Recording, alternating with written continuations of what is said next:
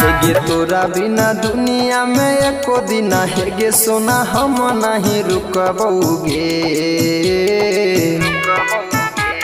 सुना तोरा बिना दुनिया में एको दिन हेगे सोना हम नहीं रुकबोगे। दिल में जखम दिला हाथ में बोतल दिला दारू हम पियबोगे। दिल में जखम दिला हाथ में बोतल दिला दारू हम पियबोगे।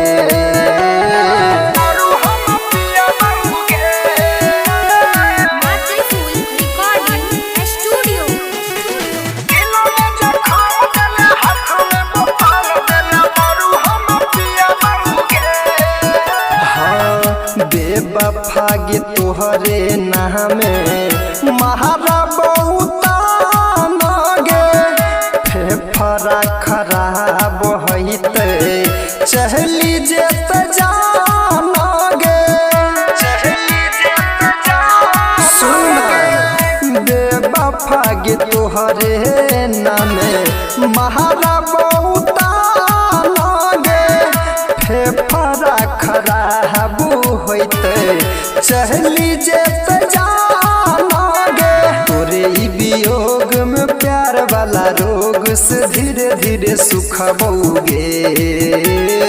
दिल में जखम दिला हाथ में बोतल दिला दारू हम पियबोगे।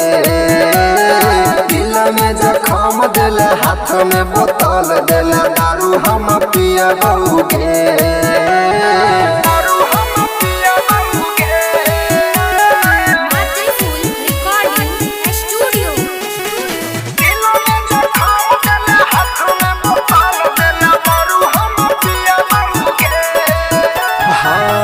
जहन हेगे छियौ हम तो बढ़काया भागागे।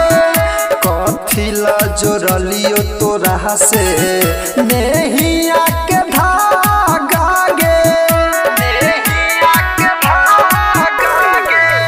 जान हेगे छियौ हम तो बढ़काया भागागे। कथी ला जोड़लियो तोरा से नेहिया के धागागे। राइटर श्याम सुनील के दिल में धीरे धीरे सटबेगे।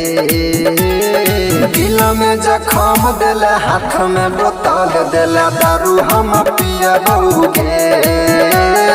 दिल में जखम दिला हाथ में बोतल दिला दारू हम पियबोगे।